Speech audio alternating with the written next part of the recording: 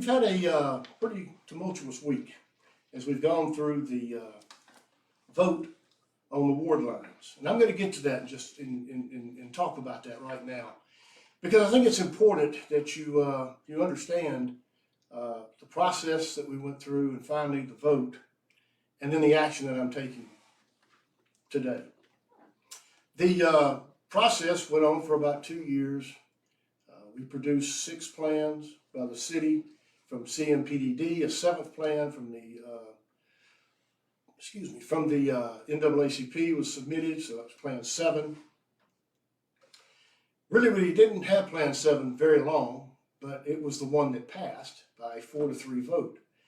A lot of discussion occurred that night. I say that night, Tuesday night, this past Tuesday night about that. And I thought about this, and I've looked at it, and I've looked at the map, and frankly, I'm going to have to veto this.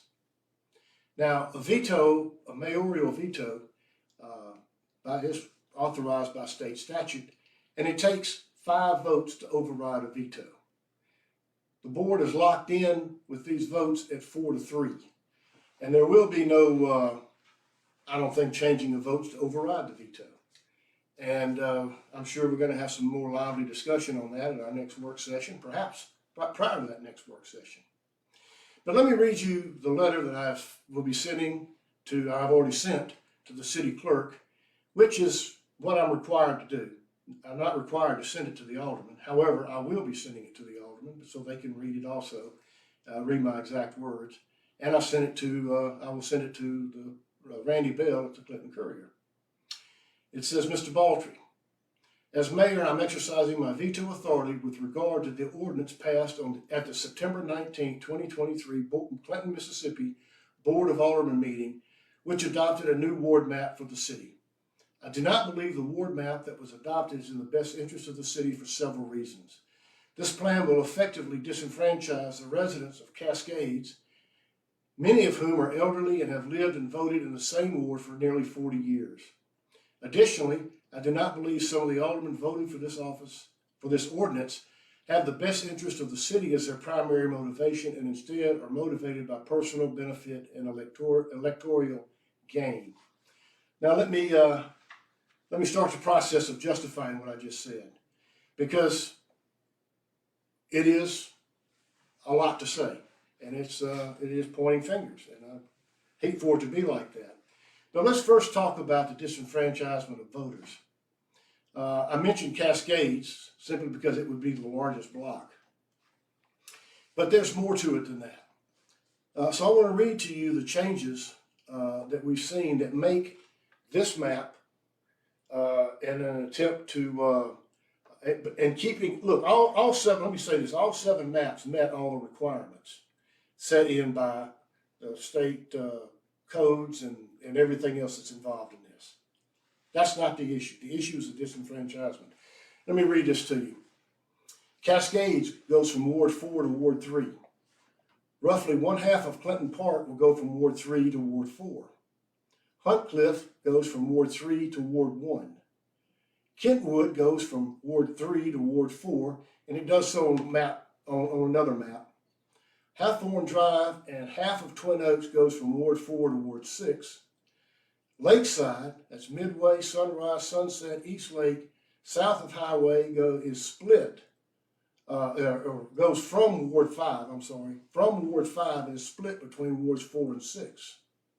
Mount Salus and Kitchen Drives, 5 goes from Ward 5 to Ward 6. Hampstead Boulevard goes from Ward 5 to Ward 6. Trailwood, Southside, and Casa Grande go from Ward 5 to Ward 2. This is a lot of disruption. The goal of any ward map should be to fix it in a way that meets all the criteria and is less disruptive. The least disruption you have, the better that you have, because people are used to, election day is confusing enough. You got, am I voting in a state or a city, a county, a national election? It seems like, we have 3 or 4 different voting places. People are showing up at the wrong time, wrong place, especially if you've been going to somewhere for 40 years and now you have to go somewhere else. It's just going to be confusing. And so it seems to me all wards here are affected except Wards 1 and 2 by the Ward 7 plan. No, I'm sorry, just Ward 1. Just Ward 1 as I look at this. So it's really not a good way to jumble this up so much for such minuscule changes that occurred in the city population locations where people lived in the census blocks. The second reason, and I talked about the political reason, this is the one that's going to get me yelled at the most, I think, on the board, but you have to be honest about this. When you have an alderman say, I have to have a certain area for me to get reelected. Now, that's fine if you think that. And this is a political animal. I mean, ward lines are political all the way. Let's not be naive. However, you have to understand that what you think and what you say should be two different things. And so to accommodate one alderman, all the changes I just mentioned have to be made, which is going to affect hundreds and hundreds and hundreds of voters. It's just not fair to them. So how do I back that up? Well, either after or during the board meeting Tuesday night, Don Oliver, husband of one particular alderman, Beverly Oliver, who had to have Bruenberg in order to win, says, CMPDD did present several plans. The one that passed actually saw her percentage go up. She had stated earlier that's all that mattered, that her percentages go up. A few minutes later, Mr. Oliver wrote, a vote for Plan 3 would almost certainly have knocked Alderman Oliver out of her ward. This is blatantly political, and it's wrong. You cannot, for your own personal benefit or gain, in my opinion, and in the opinion of many, do something that only benefits you. And so I can't allow that because so many other voters, Cascades, Clinton Park, Huntcliffe, Kentwood, Hawthorne, Twin Oaks, Lakeside, Subdivision, those 4 streets there, Mount Salus, Kitchens, Hampstead, Trailwood, and Casa Grande. These aren't small shifts.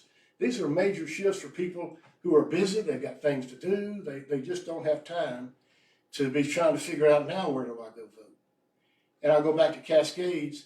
Their voting place would be everyone knows where Cascades is located.